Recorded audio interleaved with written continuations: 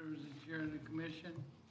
Just a reminder, silence your cell phones and other electronic devices. Would the city planner take the roll? Sure. Good evening, Mr. Chair, members of the commission. Schultz? Here. Johnson? Here. Einfeld Brown? Present. Selton? Here. Mayor Stani? Here. Buck? Here. Strand? Heigl? Here. And Sears. Here. Chair, we have a quorum. Thank you. Next is in order of the business will be to approve the minutes from our May 8th, 2023. Would someone like to make a motion to approve the minutes? I motion to approve the minutes as written. Commissioner Marisani makes a motion. Is there a second? I'll second it. Commissioner Buck seconds it. Any additions or subtractions? If not, all in favor say aye. Aye.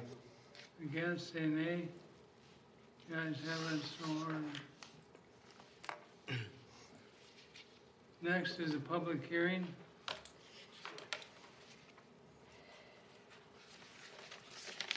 It's a variance request to the lot width and residential density requirements for proposed two-family dwelling at 4309 Colorado Ave North. Application number 2023-05. Planner Olson, you have the floor. I'll open the public hearing. Okay. Now you have the floor. Okay. Yes, I have a presentation, as I always do. I'll just, as you said, it's a public hearing for variances at 4309 Colorado. Here is in blue, the property is in blue, and then the pink is the area where we notified property owners, including not only property owners but also tenants. We also posted a sign on the property, published a notice in the Sun Post, and we posted it also, the hearing notice also to all neighborhoods next door. Here is a recent aerial photo showing the property, there with outlined in blue. Just directly south of that is a grocery store, and then the rest north is a residential area. A little bit of background. Originally, the building that is on the property was built in 1984 as a two-family dwelling. In 1991, the interior walls were removed so it could be used as a large single-family home. And it was a group home for many years. The group home operator discontinued that use and recently sold the property. So the new owner is Daniel Pride, who is the applicant. He is seeking two variances so he can restore the building to its original design as a two-family dwelling. The requested variances there's two of them. First, it's reduce the minimum lot width for a two-family dwelling from 80 feet to 76 feet. And then the second variance is to increase the maximum density from 6 to 7 units per gross acre. Here is a recent survey of the property. You can see the building there in the middle. One thing I'll note here is that the existing side yard setbacks are over 17 feet. So that's that's like triple what is required. So these are the recommended findings for the variance. First, the two-family dwelling is a reasonable use of the property. As I said before, it's located between the grocery store on the south, and then just directly north of the property is another two-family dwelling. So that seems to fit in there with that use. Secondly, the variance is in harmony with the intent of the zoning regulations, because the variance will not cause the building or the property to conflict with adequate light, air, and access for adjacent properties. Thirdly, the variance will not alter the character of the neighborhood. As I noted earlier, the existing building location far exceeds the required side yard setbacks, allowing for adequate open space with the neighboring properties. The required parking is already on the property for each of of what would be the 2 units. The unique circumstances for this variance are the approval of the variance means that the city recognizes the reality that a 2-family dwelling was allowed in 1984 and that this building is unlikely to be demolished. So it's really an interior reuse of the building. The footprint is not changing at all. So it's just it's not going to look any different from the exterior to the naked eye. And then lastly, economic considerations alone are not the sole reason for the variance. And the finding here is that the applicant has expressed that the reason for the variance is to convert the building back to its original design as a 2-family dwelling, contrary to its current use as a 6-bedroom house. So staff is recommending approval of the variance with the conditions in the staff report. Next steps would be to take this to City Council with your recommendation on July 18th.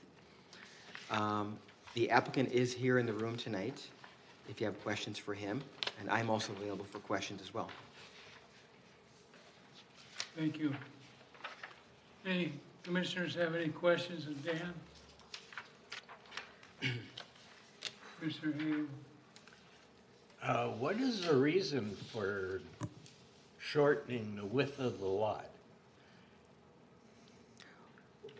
Well, it's so that the lot will meet the requirements. Well, it doesn't meet the requirements for a 2-family dwelling. So the variance that he's requesting, he's asking for an exception or a variance to that rule. Well, the lot is oversized now, right? Well, it's So you're shortening it 4 foot on the north side, am I right? well, I wouldn't say you're really short. You're not really shortening it on one side or the other. You're just reducing the required lot width from 80 feet, which is what is needed for a 2-family, to 76 feet. So you're saying that if that and the other variants are approved, then the lot can be used for a 2-family dwelling. Commissioner, Mr. Sutter? Thank you, Mr. Chair. Commissioners, I think the important thing to remember is that no change is proposed to the physical dimensions of the lot. The lot is 76 feet wide. Our current ordinance allows 2-family dwellings if the lot is at least 80 feet wide. So the variance simply moves that minimum width requirement for this particular lot from 80 feet to the existing, this actual 76-foot width of that existing lot. No change is proposed to the dimension of the lot, if that helps. Thank you. Any further questions? Commissioner Schultz? Clarification, and this is only for this property, not in general? Right.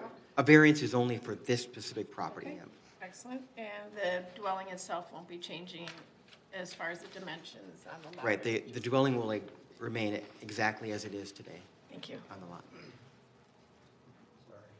Hold on 1 second. Commissioner, or Mr. Sutter? Thanks again, Mr. Chair. So I do want to clarify that at this time that there's no proposal to change the footprint of the home. But if the variance is granted, they wanted to add on to one or both of the units, they could hypothetically do that. So I don't want to leave you with the impression that the building is fixed in amber, like any building in our single-family neighborhoods. They could add on to it in the future. I would ask the property owner applicant to address whether they think that's feasible or likely, because I can't speculate on that. But the effect of the variance would not freeze this building in amber. They could potentially, put an addition on one side or both sides or whatever. They'd have to meet all the setbacks and everything, but it doesn't freeze the building forever. Commissioner Marisani? I have questions for the property owner. Any more questions of Mr. Olson? Property owner, would you like to make a speech? I have. Could you actually come to the podium? Sure can. Thanks. Thank you. I have nothing to add, but I am available for any questions. Commissioner Marisani has. Will you be living at the property? I will not be. And then will you be maintaining the property, or will you have a service maintaining the property? I will be maintaining the property is the plan. Okay, and then You bought the property back in 2017. Why are you now looking to change the property back into a two-family dwelling? Actually, I just purchased it, June 30th of this year, so I don't know. Well, I was Not sure looking where at you the got there. Hennepin County website stuff, and it had your name on there as purchasing it in 2017. But that's, if you say I it's don't- this year. Yes. Director Sutter. Mr. Chair, Commissioners, it's very common for the county's website to be updated not only in a delayed manner, but some things are updated and other things not updated for reasons we frankly don't understand.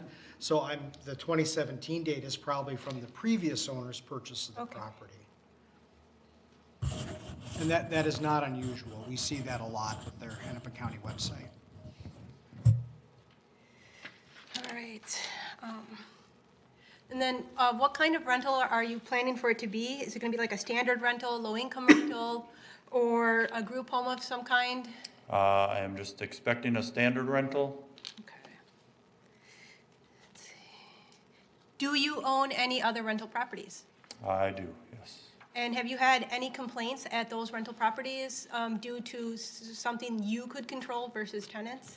No complaints. And then, do you plan on fixing any of the exterior fencing of this property? Because currently speaking, the fence for side 4309 does not open, but the 4303, because it still has the house numbers on it. 4303 opens, but 4309 does not. Yeah, so I'm doing a general rehab of the property, fixing all the loose ends that need fixing. I actually haven't even functioned that gate because it has a padlock on it that I don't have a key to. So I'll be addressing that. But so yeah, repairing any fences. There's decks that are, Yep. run down that are going to get repaired. Are you going to take out the patio in back? Because there's only a single patio versus the two decks that come off of each. Do not intend to remove the patio. Okay. Let's see.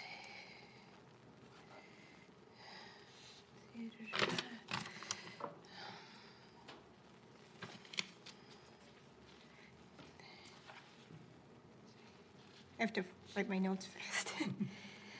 And then, it's been a while since I've rented from other people, but what kind of background checks do you do on the tenants for them to be able to rent at your properties?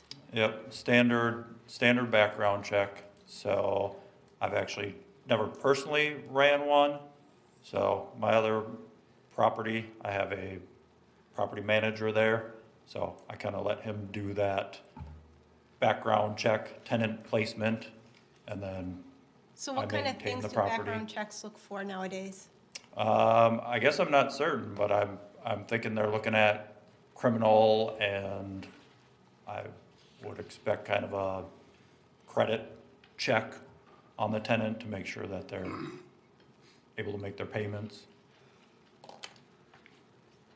Okay, that's all I have. Any further questions? Commissioner Nagel. I noticed there's only one gas meter there and one electric. Are each unit going to be metered separately? They are metered separately, so you may just not have seen it, but there's 2 electric meters, 2 gas meters, Where is the second gas meter? I see Uh, the one on, one on each side of the, so on the north and the south side is where they each are.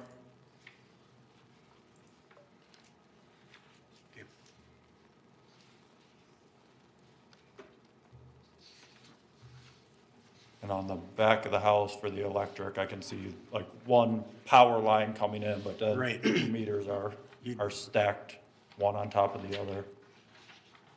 And I had to call to get utilities up and running, so they both those companies confirmed that there is one on each side. Any further questions?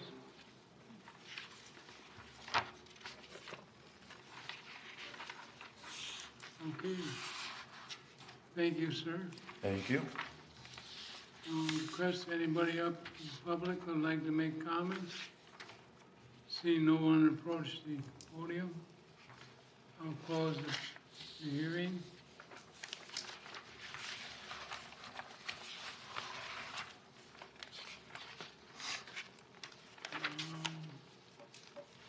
Any further questions of commissioners? I may have a motion to approve the variance.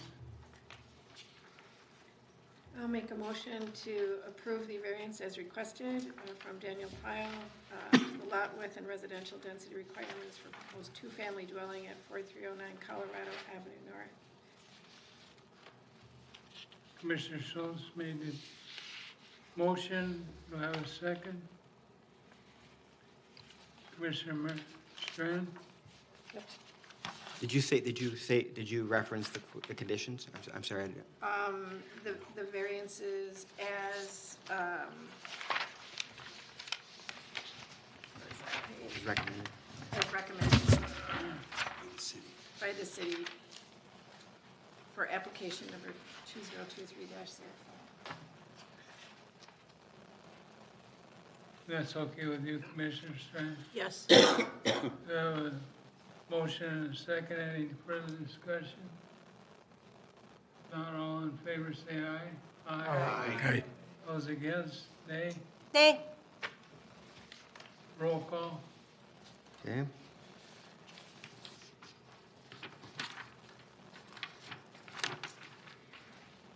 Sears? Aye. Heigl? Aye. Strand? Aye. Selton? Aye. Mayor Stani? Nay. Buck? Aye. Einfeld Brown? Aye. Johnson? Aye. And Schultz. Aye. Motion passes. Thank you. Next on the agenda is old business, a recap of June 22nd open house for update to LRT station area plan. Planner Olson, are you? Yeah, I can speak to that. It was, you might, hopefully you recall back in May that the consultant was here to give you a presentation of the, and get your feedback on different aspects of the stationary plan update. So it was similar to that in many respects, just taking it out to the public. There was a short presentation, very similar to what you had here. There was just, most of the evening though, it was from 5 to 7, most of the evening was taken up by just having an informal open house where people could come in and just ask questions of Metro Transit staff as well as the consultant, and city staff as well were there as well. So it was a pretty good turnout. I think I'm not sure what the numbers were, but I'd say there was probably 20 to 30 people there. There was a lot of people there who just wanted to know, have information about the line itself versus not necessarily about the station area plan, but they just they had questions about the line itself. So there was quite a few Metro Transit staff there to answer those questions. I don't recall any planning commission members being there, but there were a couple. Well, yeah, Joe was there. That's right. There was a couple council members as well. Yeah, I'm not sure if I have much more to. I'm available for any questions if you have any. I think the next step is to finalize the stationary plan this month. Is that? That's what I'm understanding. Is that's going to be? It's going to be finalized this month. Based on the comments from both yourself and also the council, city council, and then also from the public. So, Commissioner Strand? I just have I don't know if it's a question or comment, but in light of everything that's been out with the auditor's report, the third auditor's report, there's a fourth one coming, which I'm more interested in because that's a financial piece of it. But do you have any plans of they're still going to move forward with this? They're not going to stop and wait and get their ducks in a row before they start spending our money again? I have not heard about any lull, or I would say, in the planning process for the line itself. They're continuing to move forward with and just the engineering aspect of it, and I'm not sure what percentages is they're at right now. But the next step will, in the spring, they're going to be asking municipalities for or municipal consent. So, Mr. Chair? Director Sutter. Yeah, I'd like to elaborate, thank you. So, just learned earlier today, sorry Dan, I hadn't told you about this yet, but now they're looking at municipal consent in the summer. The reason for the delay is mainly the question about route choice in Minneapolis. That is taking a lot longer to determine whether to have it turn down Lindale and come in across West 7th towards Target Field Station, or whether to have it continue east across 94 in the Broadway area and then turn south along Washington and perhaps a different route to get down to Target Field Station. So those are the two sort of competing routes there, and they have a lot more community engagement to do in Minneapolis with those neighborhoods and that city council as far as which route to select. And that is delaying the point where basically everything with municipal consent, it keeps getting pushed out, the longer it takes them to kind of settle on what the routing is in Minneapolis. In our area, in Crystal and Robbinsdale and Southern Brooklyn Park, where the alignment is shifting from the BNSF to the middle of a county roadway, as I said at a Park Commission meeting last week, there has been no indication from Metro Transit or Hennepin County that they are having second thoughts about proceeding with the project.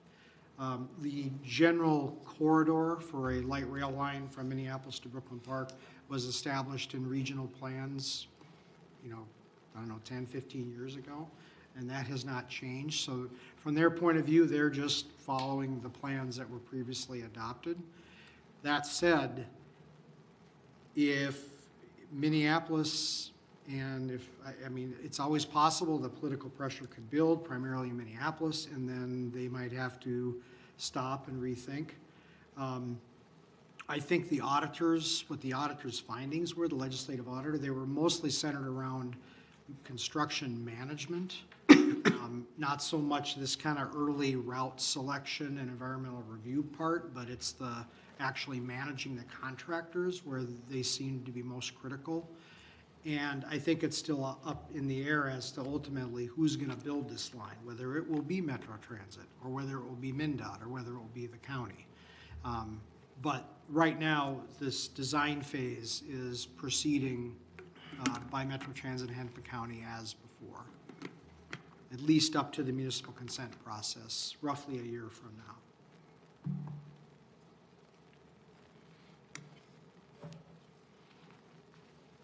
Commissioner Sears. I was at the presentation. To answer your question, the whole presentation was oblivious to the cost. So the whole presentation is strictly on the appearance and the apparatus of the train station and the ambiance that it might create. Okay? Pretty colorful words. And there was commentary from the nosebleed section about the cost of the past structures being built and the cost of operation.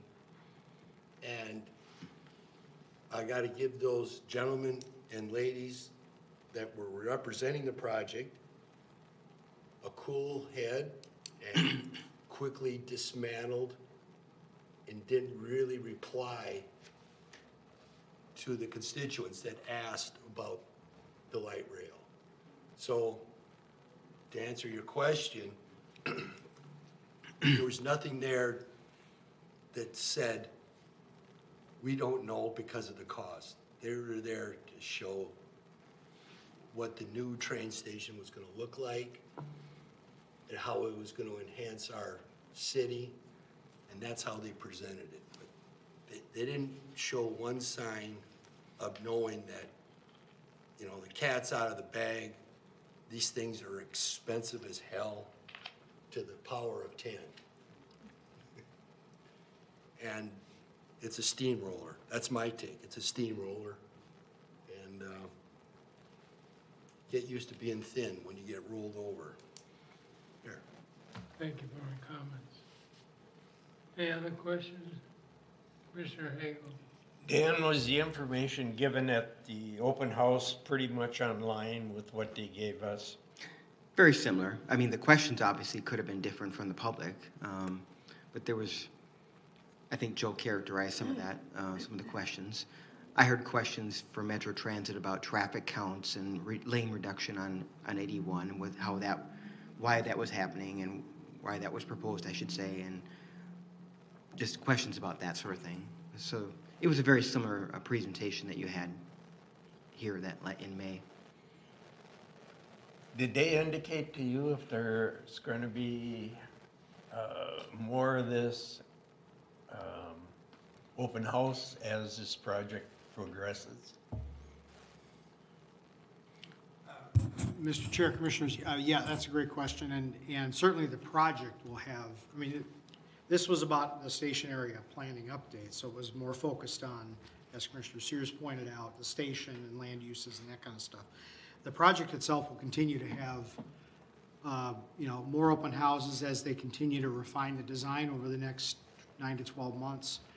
There will also be a public comment period on the environmental review process, which of course has to be amended based on this new route. And so that will occur over the next 9 to 12 months. So throughout that process, there will be multiple ways for the public to provide comment and feedback, including, I don't know how many, but there will be multiple public meetings of some sort throughout that time period. In fact, the next one is on Wednesday, August 23rd at the Capri Theater in North Minneapolis from 6 to 8 p.m. And while Minneapolis will, of course, be the focus, and again, Minneapolis is where the greatest unknowns are as far as routing, they will address questions from anyone, any portion of the route at that meeting. And that's just the next one that I'm aware of, but I'm sure there'll be others going forward. Any further questions? Commissioner Sears? Just another comment about it. 81 used to be a 4-lane road, and I was wondering why they made it 6-lane. And they were already hedging their bets 10 years ago that Burlington Northern wasn't gonna give them a buy with the choo-choo train tracks, okay? And so Hennepin County and the state, and the Met Council hedged their bets on making County Road 81 a 6-lane for the time being. But if Burlington Northern, cooperated, fine, but if not, the train is going down the center of 81, okay? So a lot of this stuff is we're $1 short and a day late because they already had figured this out, I speculate, 10 years ago, okay? Because it takes time to build and design a highway, and so they had all this design and all this incorporated in their logic. I worked in the engineering department, of big companies and at the Met Council, and I've seen how this stuff evolves, and it takes time. But they were playing their poker hand a long time ago. Okay, here. Any further comments, questions? None? Thank you for your report, Mr. Olson. Sure thing. Next is general information, report from council liaison. Sure. I hear what you guys are saying about the cost of this new line. It is frightening.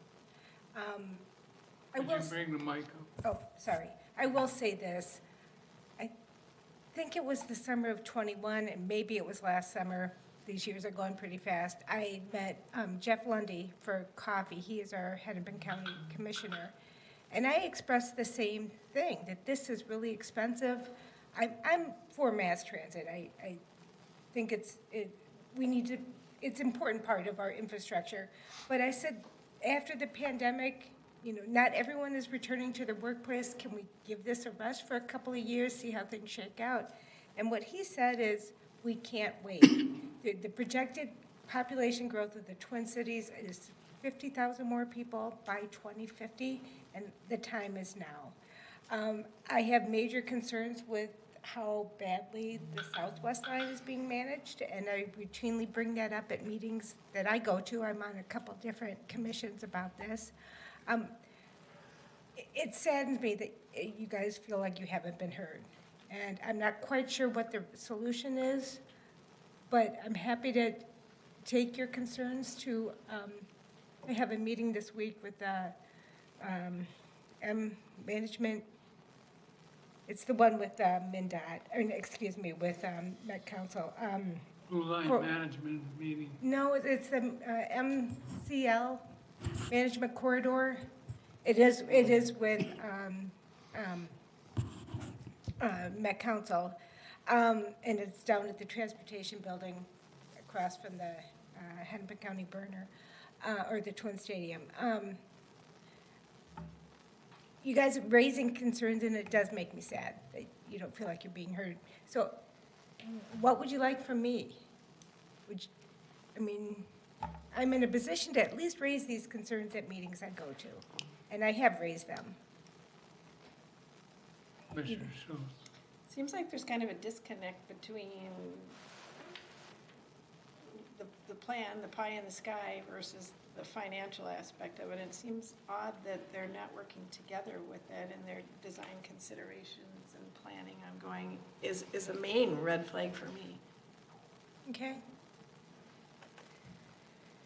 A big red flag for me is that we're only hearing best case scenario, and we're not hearing worst case scenario of how any kind of crime that comes with light rail or extra funding or things like that, how are those things going to be taken care of? The idea of crime, because light rail isn't what it used to be. And not that I've ever taken it much, I just don't live where it is and go places where it is, but I have taken it on occasion. And since the pandemic, it just skyrocketed, and it really hasn't been addressed, but that is an issue that comes up. There are things that they're talking about, starting to enforce fares, having more security personnel on. You have a very good point. But the feeling is, and maybe it's everything is the best case scenario, that ridership will increase and it will get used. Well, it's just that our station is going to be right next to a park, and there are a lot of children that play at a park, and I really don't want to see any of those children taken and all of a sudden shuttled on light rail, and then their parents can't find them. You know what I mean? So I mean, as a parent, that's the first concern I always have with everything. So it's just, it's a concern. Understandably so.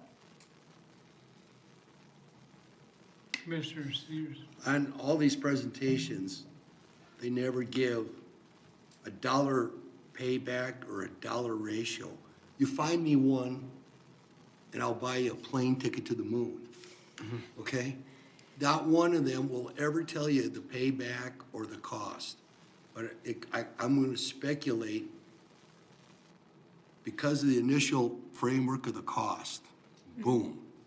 I'm gonna say $2.5 billion for this one too, because it's already 2.9 for the Southwest. And by the time they get this one started, it's easily gonna be 2.5 to 3 billion, okay?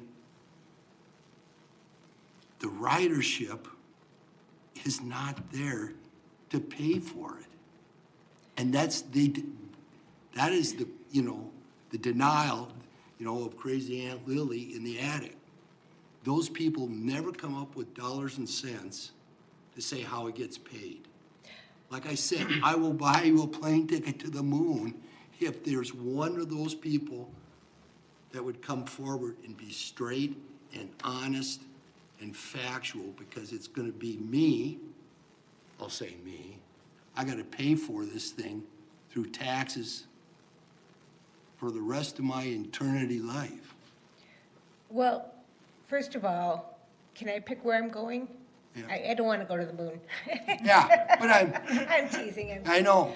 But I'm trying to make a point. Yeah, I understand They do not show numbers. I thought we had seen some numbers, hadn't we? So, Councilmember and Commissioners, so as part of the federal funding application, they will have to show some, I don't know if they call it a cost-benefit analysis anymore, but they have to look at the ridership versus the capital costs and operating and all that stuff as part of their request for federal funding, which they hope will, if awarded, would pay for about half of the construction cost. I think one of the reasons they can't even really estimate that now is first they have to figure out the route, which is the phase we're in now. And as part of that, they have to figure out the environmental impacts and the mitigation, because the cost of those things need to be put in the cost side. So while part of it might be avoidance, as I think you're suggesting, perhaps fairly, I think, but there's also the practical reality that they kind of have to do this in a certain order to get that number. And anything they do now would be a somewhat uninformed guess. Because, I mean, you're right, if you ask them now, what's the estimated cost, they don't have a number. Because they don't know, how long the bridges are gonna be, or other, real expensive aspects of the project until they figure out a selected route. And that's kind of the order it has to go in. Commissioner Schultz. Can't they use what the cost-benefit ratio has been for the current running lines? Are they making a profit? Are they being utilized? I mean, they just recently made bus ridership free just to try and increase capacity. I mean, are they turning a profit? Is it paying for itself? No. To answer the question, I should have started with this, sorry. No transit system covers even its operating costs from the fare box. Like probably anywhere in the world, certainly not anywhere in the US. But neither does the highway system, right? I mean, there are taxes spent and distributed for all kinds of things that, so I don't know if you were to try to, well, we can state with certainty that there's no way that the fare box revenue would pay for the capital cost. I mean, we just know that. It's really a question of how much of the operating costs will be recovered through the fare box. That's a question that should be answerable as they get further along in the design and know the costs better. Commissioner Strand. My big thing is just accountability. I mean, I've been sitting up here a long time, and when we started with the 6 lane on 81, it was bus, as BRT. Yeah. Bus rapid transit, we're gonna put buses down there. Then that got pulled back, and then they talked about the choo-choo train, and that got pulled back, and we sat on it, and now it's back to the train. I'm not against mass transit. I think it is a need. Not everyone does have a car. But I don't know that the train is the answer, because you're still gonna have to take a bus to get there. Nobody's gonna live all on the train. I mean, downtown Minneapolis is, people are moving out, and I know they say they're moving back in, but what the frightening piece to me is that they start these humongous projects, and they have like a blank check, and nobody's being accountable for these contracts, and the contract management on the Southwest line is pathetic, and they're just getting into that now with the change orders, and I mean, being $700 billion or $700 million over budget, and they don't, well, we didn't want to ask them not to pay or short pay them because we're afraid they'd stop the project. That's why you have a contract, right? That's why you have these things. So I don't think the group is equipped to handle the contract management at that level. I could be wrong, but Chair Zell came out and said, we're learning every day. That's frightening to me. You should know. You're running almost $3 billion of our money you're spending, and you're not elected.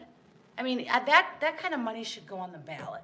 That should go to everyone gets to say it, have a say in it, not just these 17 people that get appointed, and then we just have to, deal with it. Or politicians that ride the coattails saying, I built the thing. I know the mechanics of the Met Council. I was there for 29 years, so I know the mechanics. This is frustrating to me. You're right, and talking about the management of the Southwest line, what I consider the elephant in the room. And people aren't talking enough about the mismanagement of that. And there has been talk that MnDOT will build the Blue Line extension and take it away from the Met Council. That's what I've heard, but that's not been decided yet either. Commissioner Sears. In defense of management, it's not just necessarily them that mismanaged. The project was like $895 million. Now it's like 2.7, I think, billion. That is not a contract per se, FUBAR. That's design. Well, That thing got rushed. It could be, pushed, rushed to get it going for accolades. We know how people are, to get a feather in their cap. Well, we got this thing built or on the road, but there's probably an immense amount of poor design or lack of design, or research is design. my understanding is they ran into a lot of unforeseen problems.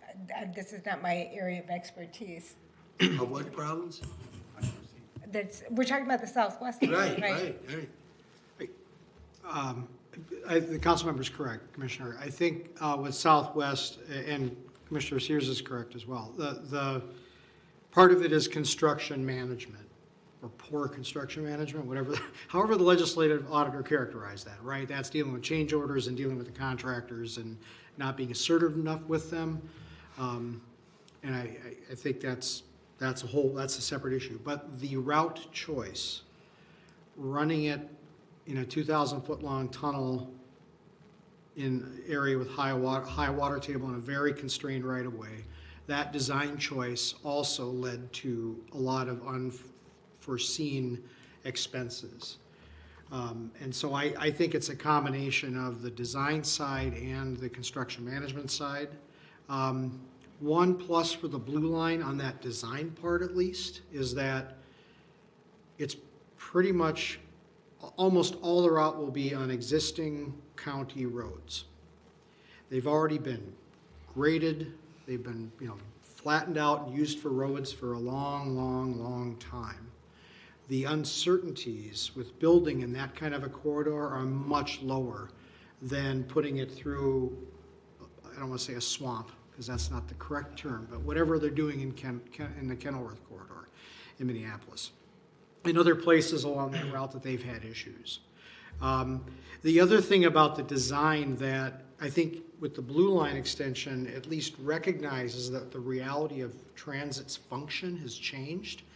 The Southwest corridor and the previous Blue Line alignment that would have followed the BNSF alignment, both of those were designed to optimize pumping commuters in and out of downtown, right? To try to compete with the automobile or express buses. And what we've learned is that the way people use transit has changed. That suburb to downtown and back commuter share continues to shrink, but people are using transit more throughout the day for all kinds of trips, not just that maybe they're to work somewhere else along the line, or doctor's appointments, or shopping. And that the new Blue Line alignment, because it would pass through some of the most heavily transit-dependent parts of the Twin Cities, would actually provide better service to a greater number of people than the previous alignment would. So I think that's at least in terms of getting with the times and the post-COVID reality, I think the new Blue Line route, it's a plus from that point of view. And like I said, the number of unknowns is much less with the Blue Line than it was for Southwest.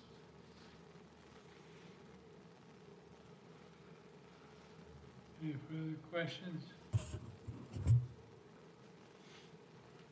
Any further report? No. I have one. Yes.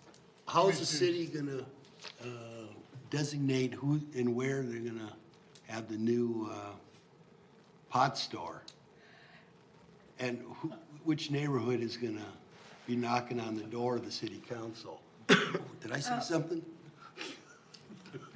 No, it really hasn't come up in front of the council. Right. Is it on the agenda for our meeting next week? Yes, Right. Thursday night. Yeah. Yeah, or we have a work session Thursday night. There is talk of a moratorium. I think there's one in place now for, to wait to see, because there's such unknowns. The state created a Department of Cannabis, I think, something like Oh, that. yeah. Right?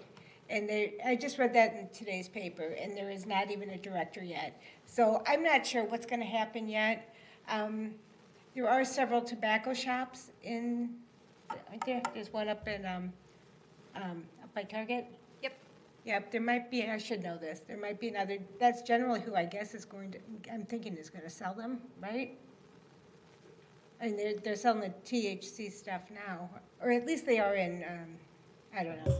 Are they? Yeah, so there was the Delta 8, which was legal before, and then the Delta 9, I think, is the stuff that was legalized a year ago. The city council adopted a moratorium on the new stuff in August of last year that expires in August of this year. The city council is going to discuss Thursday night this week at a work session whether to adopt a new moratorium applicable to the full legalization through or until January 1st, 2025. Because it's going to take the state that long to set up the retail cannabis, all that stuff. They've got to, get the agency staffed, and they have got to get their detailed rules in place and all that.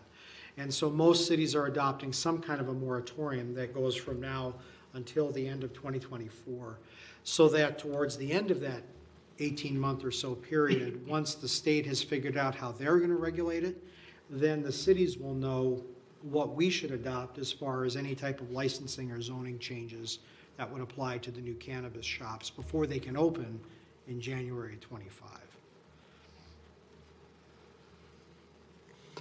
Any other questions? Commissioner Brown.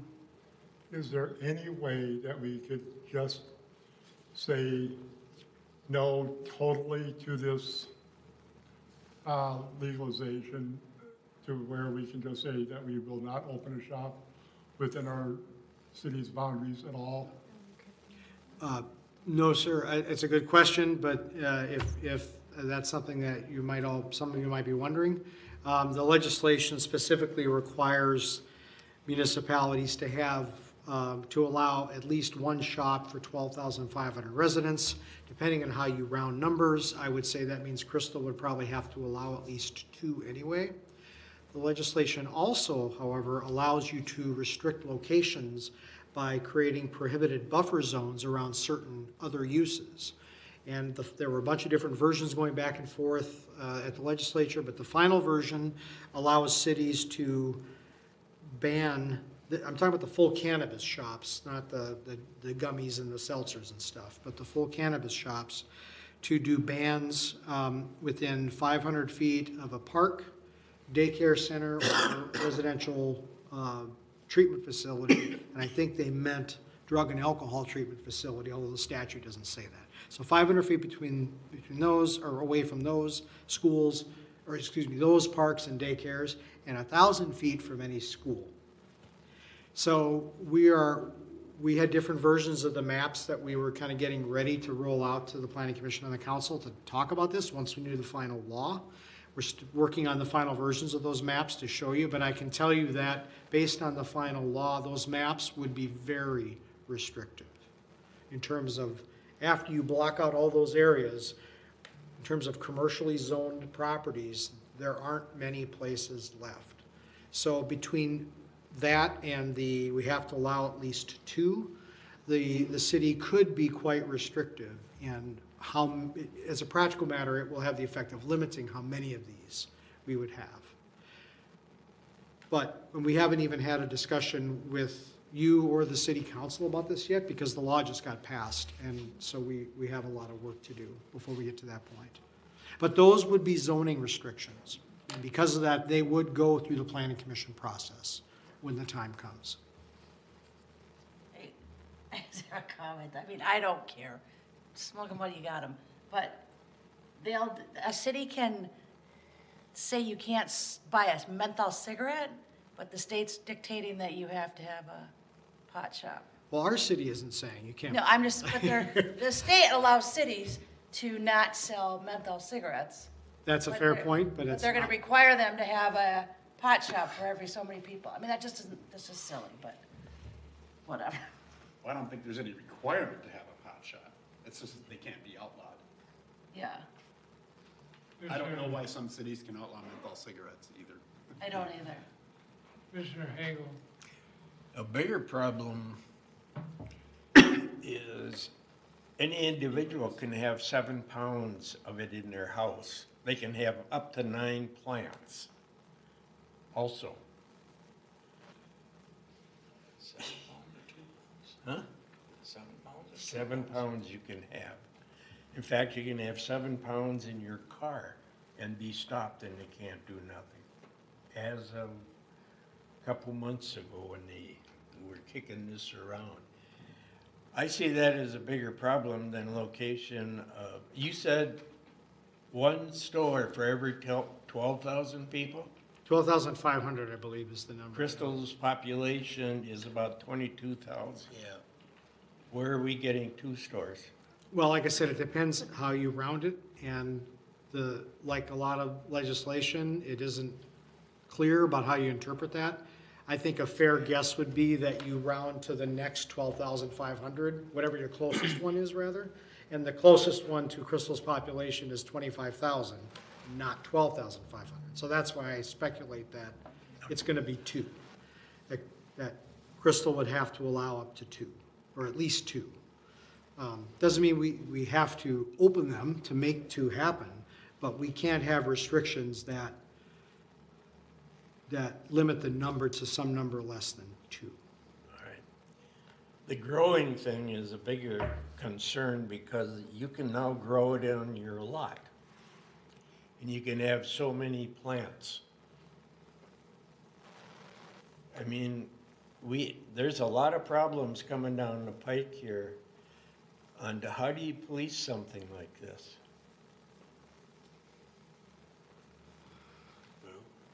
All good questions. Commissioner. Agreed. I'm just happy to hear that there's going to be some really deliberate and mindful thought process going into this and how Crystal will implement the law and how it will be affected, just instead of, I mean, I think we can look to other cities and states to see what issues they had and hopefully not have to recreate the wheel and kind of learn from their Yeah, I think, issues. Minnesota's, is it the 23rd state that Yeah, so we're legalized it? not the first. Yeah, I think there's kind of a track record, other places that we'll look at. Great. Carolyn? Mine's a much easier question. I just want to know the status of our police department for our city and maybe the surrounding police departments, if you know anything. Because I hear rumors, but I don't want to. I will say this, I think we have a wonderful chief. She runs a tight ship, but her approach to it is a real community service approach. She's done wonderful things for our city. I'm a little sad she'll probably be retiring within the next 5 years or so. Other cities around us have had a lot more trouble. Golden Valley is down by half. I'm glad that we don't have the problems here. I think Chief Reverend does a remarkable job. She's got a staff that thinks she's great, and I think that's a real sign of a great boss. So if we know that Chief Reverend will be leaving shortly, have we started looking for a replacement? I don't know when she's leaving. Okay. I don't know. She's, Okay. I don't think she's retirement age yet. But then we're still fully staffed and Oh, everything. well, goes yeah, well. yeah, we're fully staffed. I think there are the reserves, they can always take people who volunteer, and that's usually, or sometimes a stepping stone into getting hired as a police officer or community safety officer. So, no, we've got a great chief here, that Yep. she runs a great ship, and I am very happy she's in the role she's in. So, I feel like I'm in the hot seat tonight. Any other questions? Just wanted to add on to what the council member said. We are fully staffed in terms of sworn officers, at least I think that's what I heard at senior staff today. But as the council member mentioned, we do have 1 or 2 CSO positions that we're currently recruiting for, community service officers. Those are non-sworn officers that do things like parking enforcement and, stray dogs and all that kind of stuff. Unarmed, non-sworn officers. But in terms of sworn officers, I believe we are fully staffed. And with a department of our size, which is in the low to mid 30s in terms of total number of sworn officers, having 1 or 2 vacancies is kind of normal, right? Even in the kind of the pre-COVID environment, that you would always have some turnover, right, in any organization. So to be fully staffed is pretty good in any time, especially these times.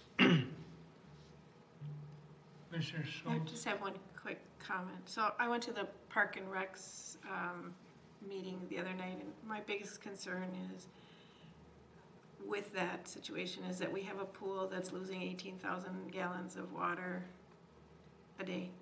We're gonna fix the pool. I know we are, but we're not fixing it now. We're in a drought. What happens? Are we gonna, I just want people to think about the loss of that valuable resource when we're in a severe drought and putting out, if there's gonna be restrictions or if there are restrictions, why would we not stop the loss of that water and have that available for residential use? I'm just thinking that someone needs to think about that if things get worse. It's difficult for me to fathom that.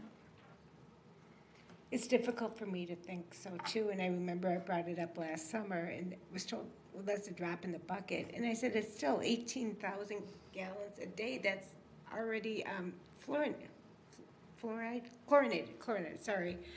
And I was told it wasn't really an issue by the public works people, that I didn't need to be concerned, and that happens in pools. But I beg to differ. That's a lot of water. I agree with you. That's a lot of water, and chlorine is nasty. And I say that I'm a swimmer, so I'm in a chlorinated pool regularly, and it is what it does to my skin. I'm just wondering what it's doing to the groundwater around it, the pool.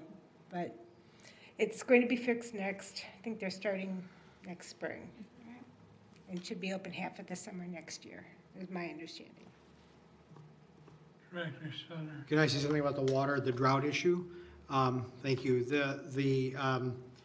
While there are watering restrictions in some cities that rely on groundwater, because Crystal, along with New Hope and Golden Valley, gets its water from Minneapolis from the Mississippi River, we're not currently subject to any restrictions because the river is still, while it's low, it's down, it's still certainly more than adequate, and Minneapolis has not imposed any restrictions as far as I know.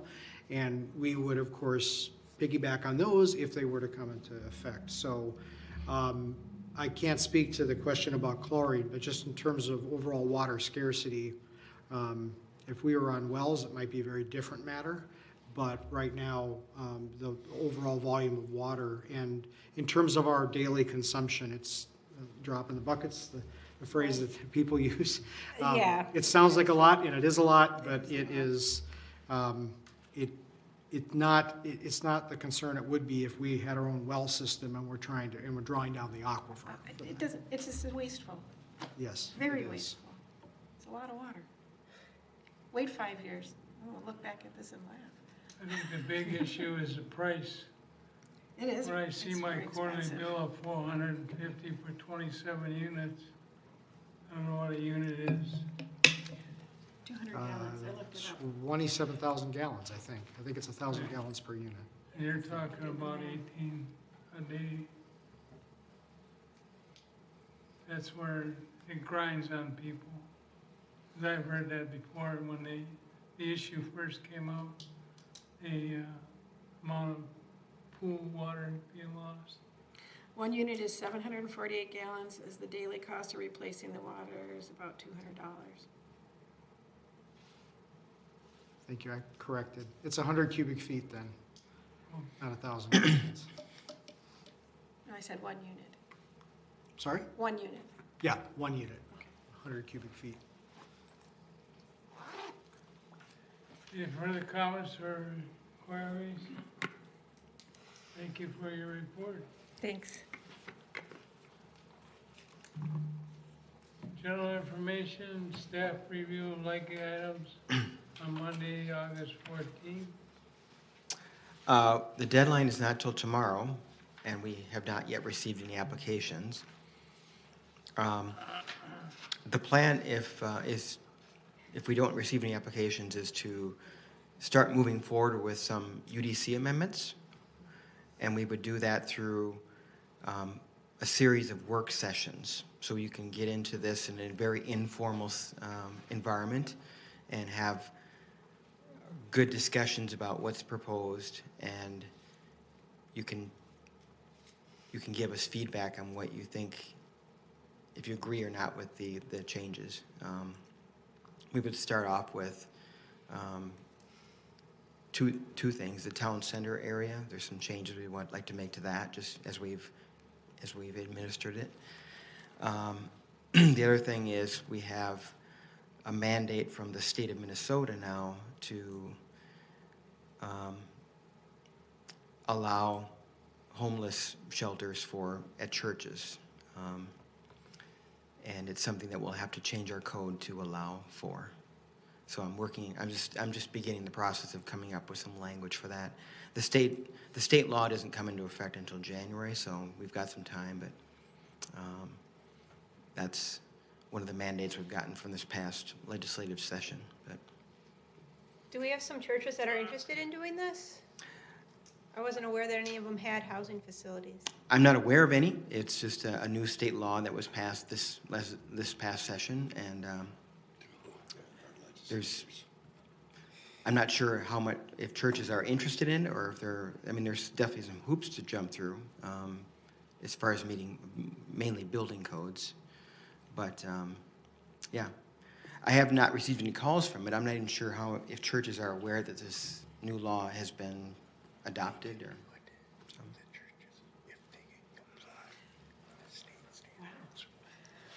It pays to know who you vote for, because it costs you money. Is that it, Mr. Olson? That's it. Next is open forum. Any issues? Commissioner Brown. Yes, Dan, I have a comment and a question. Comment is, I'm glad to see the progress of the 5420 apartment complex going up. 5240, yep. I drive by that quite a bit. And the question is, on the 4700 block of Welcome, there's a big hole. I haven't seen anything. I go by it every Sunday. And today I saw that the mound of dirt in the middle is starting to grow a little bit of weeds and whatever else, and I'm just wondering what's going on there and when it's going to be worked on again. Sure. You may remember at the end of 21, you recommended approval of a site plan for a 4-unit residential building. It was an EDA-owned lot that we sold to a builder to build that structure, and he is now beginning construction of that building. So, so it's a 4-unit residential building. I haven't seen any more work being done on it. It's been about a couple weeks. Yeah, he did not work on it for a very long time, and we were kind of concerned because he had 2 years to build it, and that 2-year deadline is near the end of this year. So we're getting a little nervous that he wasn't doing anything, but he's finally doing something now and he broke ground and he's started construction. So we're hopeful that he will finish it in time to meet his deadline. Commissioner Hagel. Yeah, the work began on the old Pizza Hut building down on 32nd there in Douglas. 36th? Yeah. You're just wondering what the status of that is? Pardon me? You're just wondering what the status of that is? From what I heard, it's going into a business of some sort. Yeah, it's going to be a liquor store, Oh. kind of an upscale, Just what we need. sort of, how would I phrase it? It's specialty beers, that sort of thing. Yeah, Mr. Chair, Commissioners, the name of the store is Wine Thief and Ale Jail. They have a current location kind of over in the Highland Park neighborhood of St. Paul. I think they're on St. Clair Avenue. And so if you've ever been in there, I think you'll understand it's kind of liquor store that Crystal probably has never seen. Very different from what we're typically used to seeing. So if you're curious, I would encourage you to check out the store. Again, it's on St. Clair Avenue in St. Paul. I don't know the exact address. It's called Wine Thief and Ale Jail. So they're proposing to add on to the north side of the building. The building addition would be exactly 50% of the existing building in terms of square footage. And they're planning to kind of redo the parking lot and landscaping, and they are also going to put a fire sprinkler system in the building. And they may be applying for a facade improvement grant from the EDA. So it's just, they're a family-owned business. They have a lot of irons in the fire, and so I think it's just taken quite a while for them to move the project forward, but they do seem to be continuing to work to make it happen. As to when they expect to open, I don't know that. Okay, I got one more question. How close can these liquor stores be to each other? Because you have another one right across the street. We don't have any rezoning requirements that limit the number of liquor stores in the city, or they don't have to be a certain distance from each other. Pardon me? There's no liquor store there now. There, Yeah, the one at the end of that strip mall, I don't think so. there used to Yeah, be. that one is still, No, No, it's gone. that's my neighborhood. I wish there was a liquor store there. No, it's But it's not gone. there. Oh, it's been gone for what? Long time. Yeah, long It's time a ago. hairstylist now. Yeah, they bend hair there now. Long time. 1 year. Long time. Like 5 maybe. Any further Yeah, open like forum? One more question. Commissioner Brown? Yeah, the liquor store next to Steve-O's, is that closed for good? And is there anything to be done with that? My understanding is that someone has bought it or is in the process of buying it, and they're going to be opening another liquor store there at some point. I'm not sure when that will be, but Yeah, I'd like to sort of get rid of it if I could. yeah, it's going to be another liquor store from what I understand. So different owner. Any further open forum? Now we're open for adjournment. May I make a motion? I move to adjourn. Commissioner Buck makes a I'll motion. second. Commissioner Brown second. All in favor, say aye. Aye. Against, say nay. Explain yourself if you do. Okay, thanks. What's that? What a mess. We're I knew at, it would be. The 10. legislature did it.